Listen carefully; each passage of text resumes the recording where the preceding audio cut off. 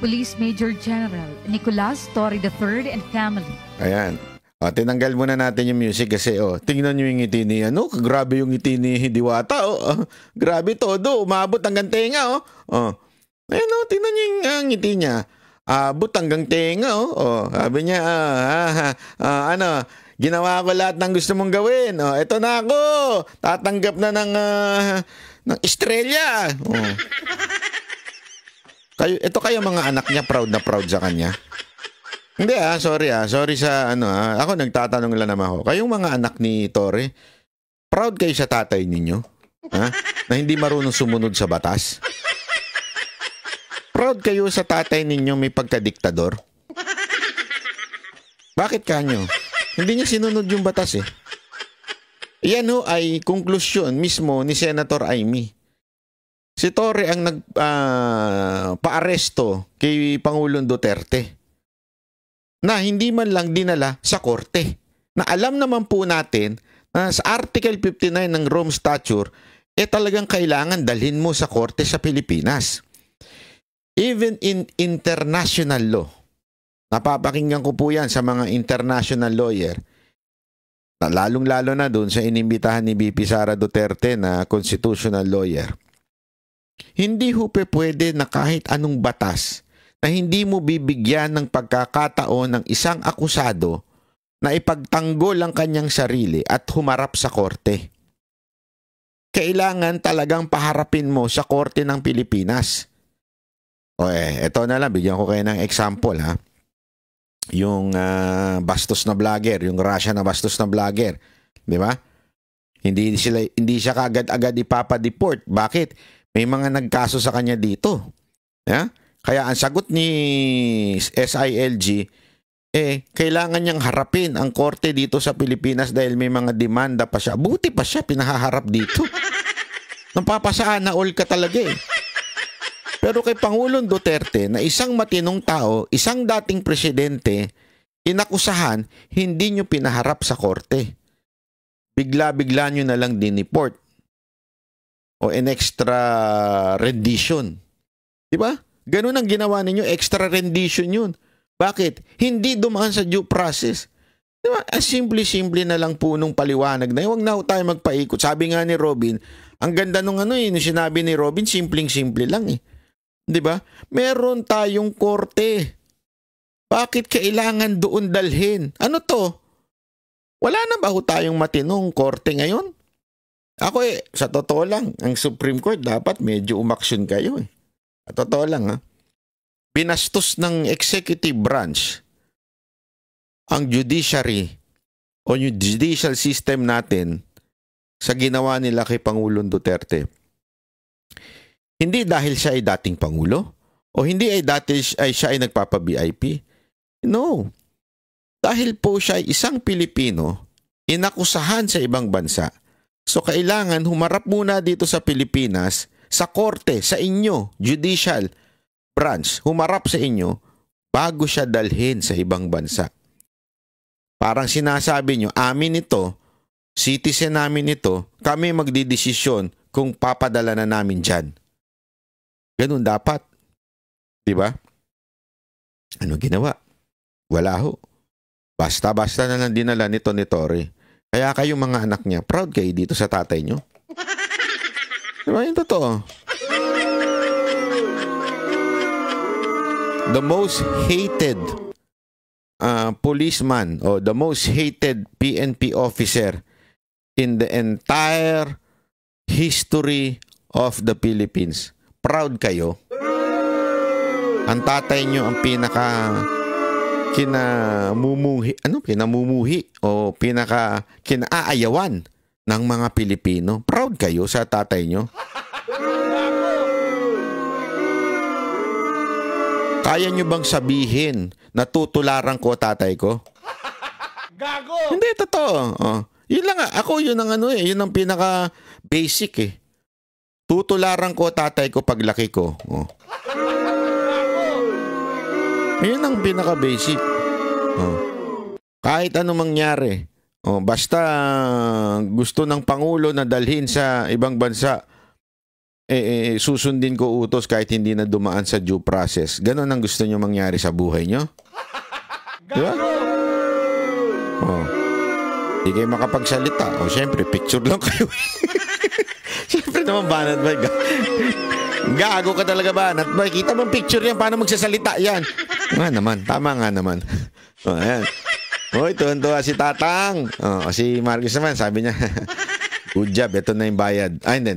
Di bayad. Ito na yung reward. Di pala bayad.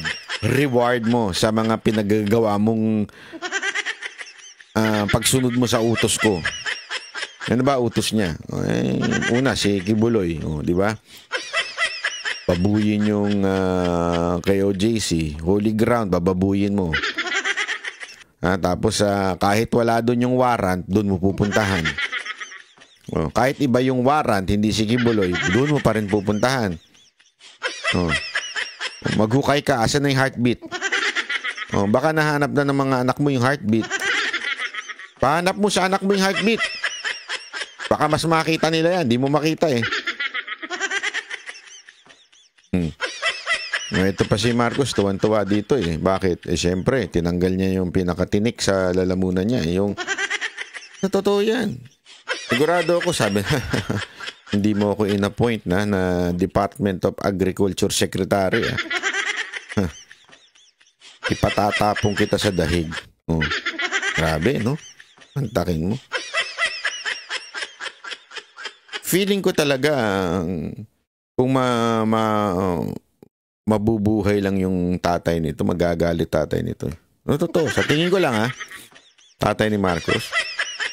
Sigurado ako kasi kita nyo naman sa pelikula ni Amy, talagang tinalakan niya yan eh. Wala kang alam, sabi. Isa kang spoiled. Ay, di pala spoil lang ginamit doon. Puro party, sabi sa kanya. Feeling ko papagalitan siya ng tatay niya, sasabihin ng tatay niya, pinalibing na nga ako. Yan lang ang presidenteng nanindigan para ipalibing ako. Yan lang ang presidenteng hindi nagpadala sa ingay ng mga dilawang tae at ng mga komunista. Hindi to totoo. Isipin nyo mabuti to Yung political will ni Pangulong Duterte, antindi, no? Antindi ng political will niya. Kasi noong time na yun, ang laking issue nun, yung pagpapalibing kay Marcos. Ang laking issue nun, mga kababayan. Oo, sobrang laking issue nun. Ang lupit talaga ng issue na yun. Kahit si Mocha, nadamay dun eh. Oo, pero ano nangyari? Ano nangyari, mga kababayan? Tinuloy pa rin ni Pangulong Duterte. Ipinalibing pa rin yung tatay niya. Kasi nga naman, isang criteria doon sa mapailibing sa libingan ng mga bayani ay presidente. Kaya nga ang tanong niya doon, presidente ba yan? Oo. O ilibing yan doon. Whether yan ay natanggal o diktador, basta presidente. Kasi wala naman nakasulat doon sa pamantayan doon sa paglibing sa libingan ng mga bayani. Nakasulat doon. Ang mga qualified na malibing dito ay ang mga presidenteng matitino lang. Wala naman sinabing ganun eh. O kaya, ang mga presidenteng hindi diktador. O yung mga presidenteng nakatapos lang. Walang ganun. Nakalagay doon, basta presidente ka. Kaya inilibing doon. Pangalawa, sundalo ba yan? Oo. Naging sundalo daw eh. Yung si Marcos eh. Nasa kasaysayan naman natin yan. So, ibig sabihin, may karapatan siya talaga ilibing doon. Mantakin mo, kahit sa tindi ng pressure ng dilawan, komunista, NPA na wag ipalibing si Marcos doon, ipinalibing ni Duterte si Marcos. Kung si Rodrigo Roa Duterte ay naglibing, ako, kay Ferdinand Marcos Sr., hindi kaya si BP Sara Duterte ang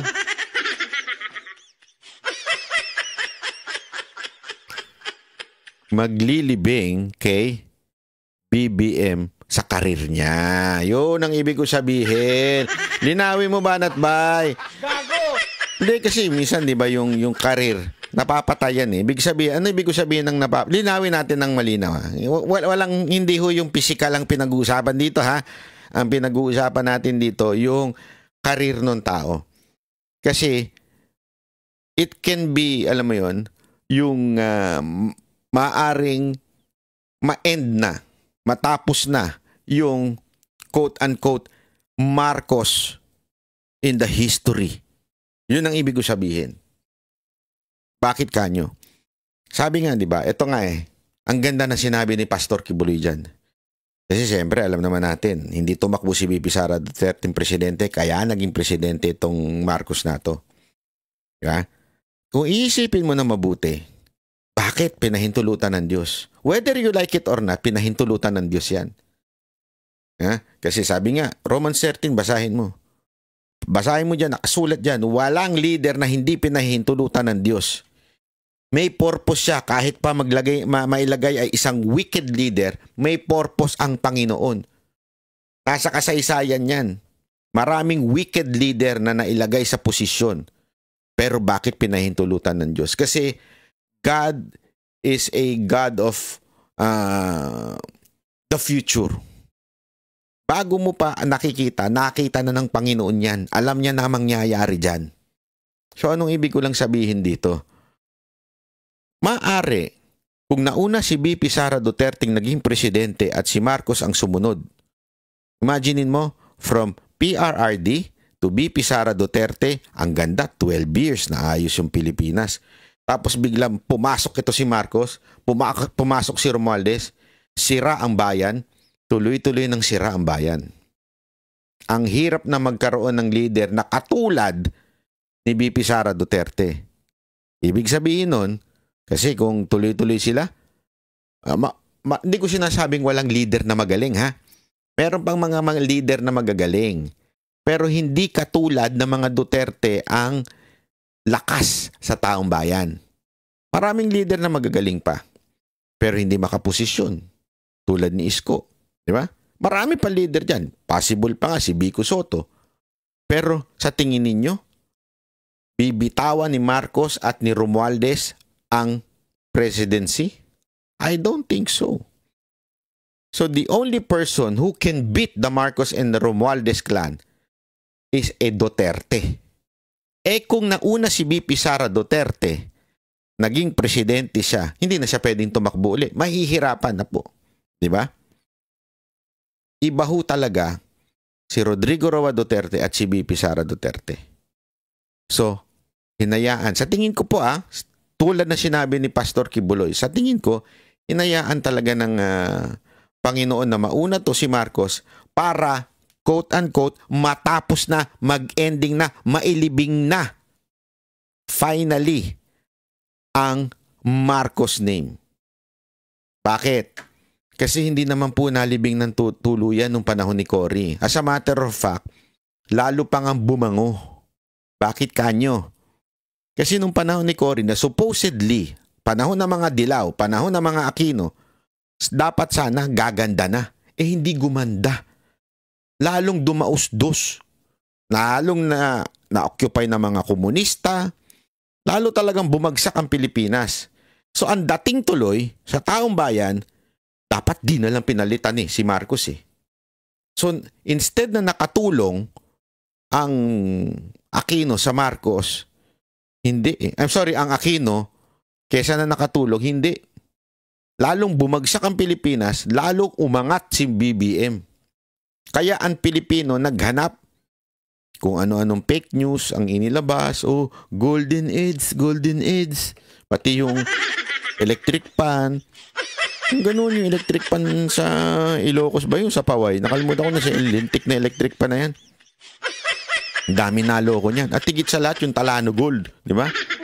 Hindi. Pagka si Marcos siya nanalo, mababayaran ng utang. Asa na? Akala ko ba nabayaran ng utang? Bakit lalong dumubo yung utang natin? Kaya, ito na nga yung sinasabi ko.